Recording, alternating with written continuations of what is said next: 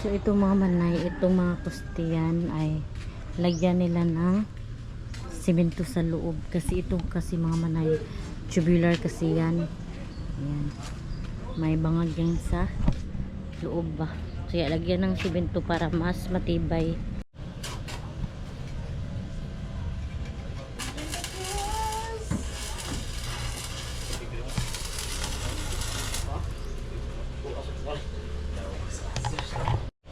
So ito na yung loob ng bahay mga manay. Alam, lagyan din na poste po mo dere Jo? Magposte mo dere? Oh, there's progress natin poste dyan. Ah, kaya pala nagpintasan nila ayan. So ano, pintasan na naman tong tiles. Ayan, ano? Ang mga Parihasin at mga tuan, taon. damit, mga manay. Andito pa naman yung ano ko, damit ba? Ano nilagay na lang nila dito? Manay. Hindi ko nabantayan ba? Yan yung mga gamit namin, nagkabalintuad na. Sila lang kasi yung naghapot-hapot ito mga hindi namin nabantayan kasi sila lang ang andito. Dahil kasagaan na din. Asan na? Saldi. Ayan, nag-ano sila dito. Ito yung update natin sa ating pabahay ngayon. Nagpaputol kag buhok dyan. Ang list ko ng tata niya. Hello? Posti. Mark! Kabilang ground daw ako ano eh. Grounded.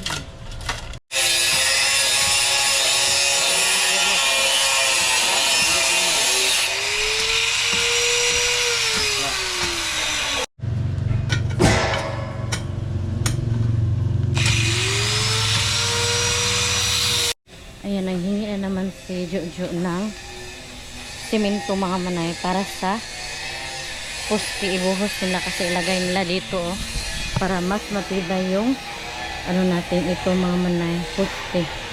So ito na yung ganap natin ngayong araw na to. Ayan.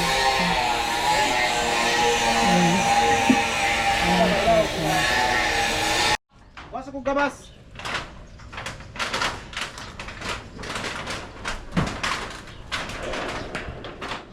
Hello mga manay, good morning. So ayan, Martes ngayon at nag-prepare ako ng pagkain nila Fiana at Phyllis. So ganito lang yung pagkain namin dito. Ayan, nilagay ko na yung itlog at sya nagprito ako ng daing mga manay. So ayan si Phyllis. So hindi ko agad pinakita kasi nag-ilis siya. So ito mga manay, yung mga damit na namin mga manay, nilagay ko na lang dito kasi wala kaming paglalagyan ng mga damit. So ginanito ko na lang yung mga kinuha ko ng mga damit. So sobrang hirap kami dito mga manay kasi yung mga gamit namin andito. Ayan o, nagkalat talaga mga manay. Hindi man siya magkalat, nilagay lang namin dyan kasi walang paglalagyan ba. Tapos yung ibang gamit namin ay andun sa bahay. Sobrang mga manay, sobrang hirap namin dito sa boarding house kasi madami kaming gamit ba. Tapos yung mga damit namin, mga gamit namin doon sa bahay ay nabasa na kasi laging umuulan. Tapos ngayon ay umuulan, so hindi pa sure kung may pasok ba o wala. So ayun yung mga pato. Ayun pa sila dito. So ayun yung bahay mga hindi pa talaga natapos mga manay kasi palaging umuulan. Tapos kailangan mag-welding na walang ulan. Ayan o. So, matagal pa siya matapos kasi yung ulan. So, sabi ko sa panday namin na sa loob na lang muna sila mag-file ng mga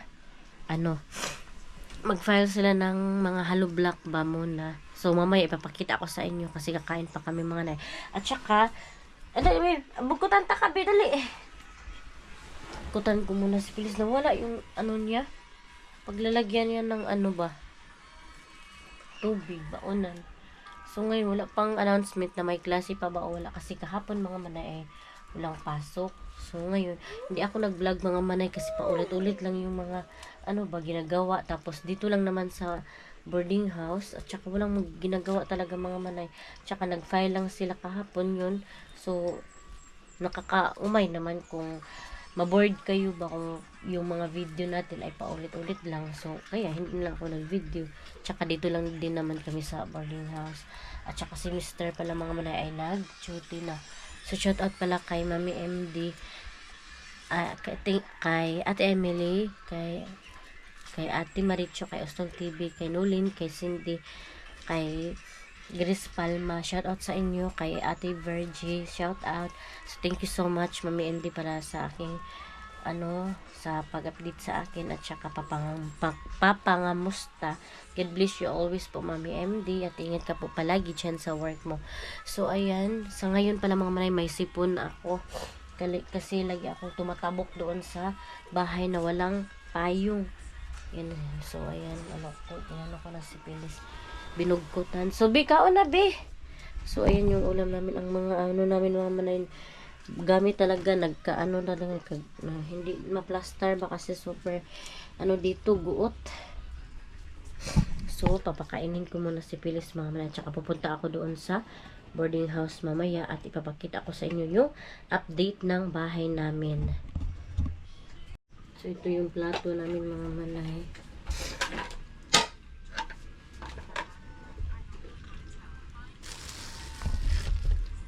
Napakainit dito mga manay, wala talagang hangin ba, pero di man siya kanang igang kay siminto man. Ginoo ko ang sipon na to. Ito sa lato na ha.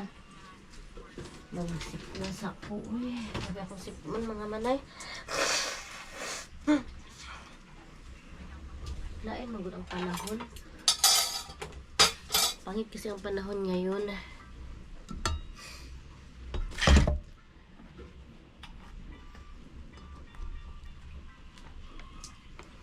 Si Pilis mo na yung paunahin ko mga manay kasi baka daw lang may pasok o ganun kasi sabi ng baka i-left na daw.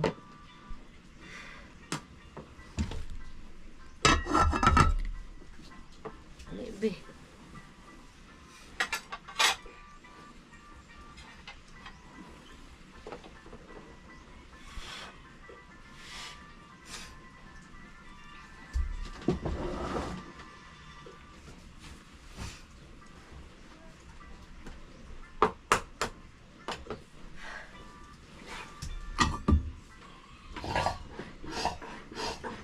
Nawala yung, hala, ano man eh. Ano yung tubig? Nagamay na lang yung tubig. Suga na ito, mga yung tubig eh.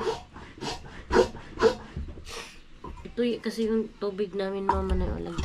Nilagyan ng tubig namin. Ayan. So, ganun lang ba. Pump lang, hala. Nalagyan na yung tubig. Napaman siya tubig. Pero na siya mga taas. So, ayan, naayos ko ng mga manay.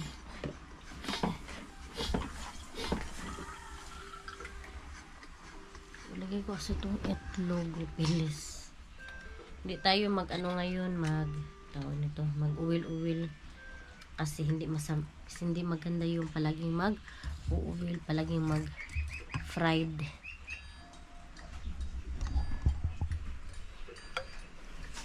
Nano kay classic karon? Kasi kahapon mga manay, walang pasok eh. Dito lang kami sa loob ng bahay boarding house. Natulog lang kami. So, ito yung ulam natin. Yan mga sinampay. Sinampay ko lang itong mga manay kasi para pag suotin ay automatic kunin agad.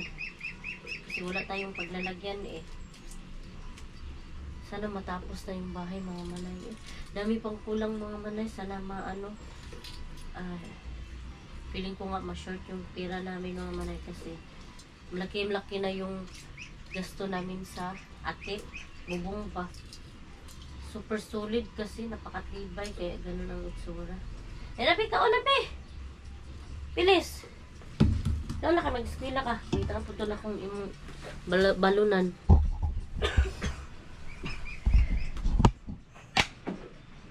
Ayan o, sabon. Dito lang namin yan ilagay. Tapos, meron din akong tuyo. Ayan. Galing ito sa Talakugon, mga manay. Hala, ay, haman imong baonan, be. May sipon. Ang baunan nimo sa tubig, be. Pagpaspas na, be. Kaya basig na na klase karon left na. Wajud ka. Maka-absent tapog ka. Ayaw pa naman yung pilis na mag-absent mga manay. So, punta muna ako doon sa kabila mga manay para i-update ko kayo doon. So, yan mga manay, punta tayo doon sa bahay. Pakita ko sa inyo yung natapos nila kahapon. Ayan. So, yung borders natin. Ayan. So, punta tayo dito mga manay. Umuulan pa talaga. Ayan, oh.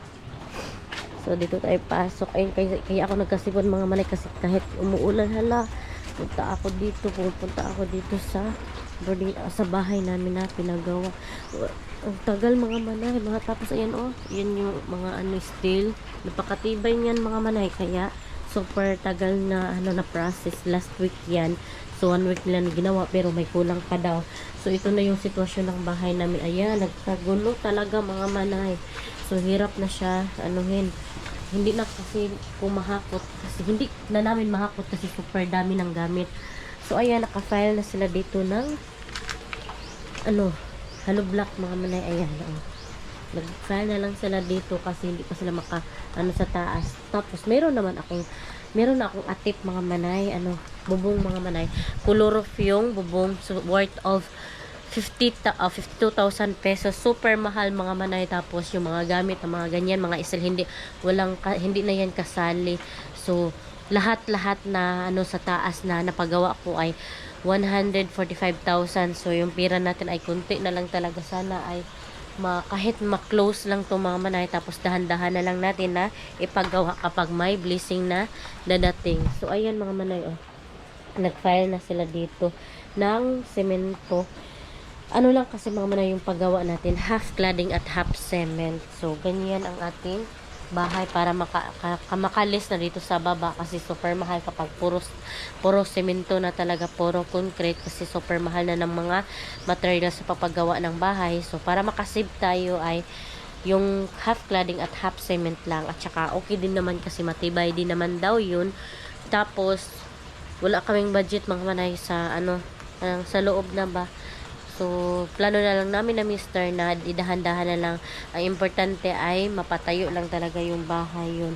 So, super hirap mga manay kapag yung bahay mo ay paparenovate. Mas maigi na walang bahay na nirenovate ba. Mas maganda daw yung bahay na hindi nirenovate, na lupa lang lahat tapos patukod para madali yung bahay sa pagpagawa. Yung mister ko gusto na talaga matapos to, pero ganun talaga hirap talaga mga manay, lalo na yung panahon ay umuulan tapos kunti lang yung mainit. So kaya yun, minsan ay tumitigil sa pagtrabaho yung mga panday kasi nga yung panahon natin ay masama ba, laging umuulan.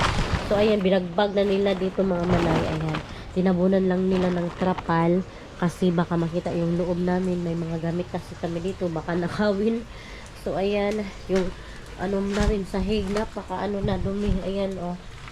So, yung update mga manay kasi dito dumadaan. Tapos yung mga gamit namin andito pa. Tapos ayan, tumutulo na talaga dito mga manay. Ayan, oh. Inanon lang namin, nagsalod na kami ng tubig dito. Ayun pa. So super basa na ng gamit. Kaya kailangan talagang tapusin na.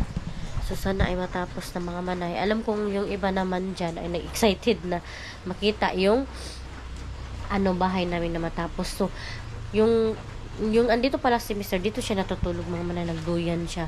Tapos dyan nagduyan siya, gumagawa siya ng duyan dyan, tapos dyan natutulog. Tapos inon niya tong ilaw, nakurintihan siya mga manay. Super si Mr. naghalit siya sa akin kasi bakit daw ang tagal matapos ng bahay, ganun. Tapos in-explainan ko naman siya. So ayan, nagkalma na siya. Matakot nga ako pag i-off ko yan mga manay kasi laging naka-on to ba kasi nga nakakakurente kasi nga grounded na yung tubig dito mga manay kasi nga ayan diyan tumutulo ba, grounded na yung tubig dito sa loob ng bahay. Kurente kasi nga umuulan. Sana ay mag-init na kasi para patapos atong bahay. Tapos plano ko mga manay dito, ipasimento ko na lang to kung hindi pa talaga matapos, hindi pa talaga titigil yung ulan. So dahan-dahan na lang sila na gagawa dito, mag-file sila ng hollow block para at least kahit paano umuulan, may nagawa sila. Hindi sayang yung araw ba. Tapos dito na, yan. Ayan oh, napaka gulo, as in napaka, ano mga manay, ang dami kong gawain dito, nakaka-stress na din. Kasi nga, ano, ganit sa pangyayari dito sa bahay namin na hindi pa tapos. Tapos, nagkagulo pa sa loob, yun.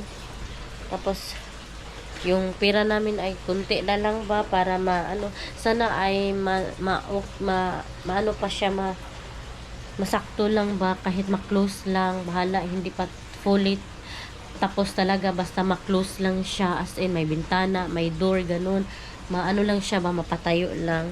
So yan mga manay ang ating update.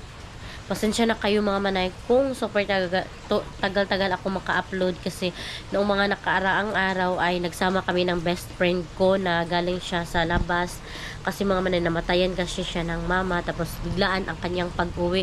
Tapos yun, nagkita kami, tapos ayaw kong mag-vlog mga manay kasi private lang, na private person kasi siya mga manay, yung very humble kasi siya mga manay, ayaw niya makita sa social media, hindi sa social media, ayaw niya makita sa YouTube na nakapublic talaga kasi super public yung YouTube din. At saka ayaw, kaya nga hindi ko din siya tinatag sa Facebook. Nag-upload ako sa Facebook mga maya, pero hindi siya nakatag kasi super humble yun. At saka ayaw niya ng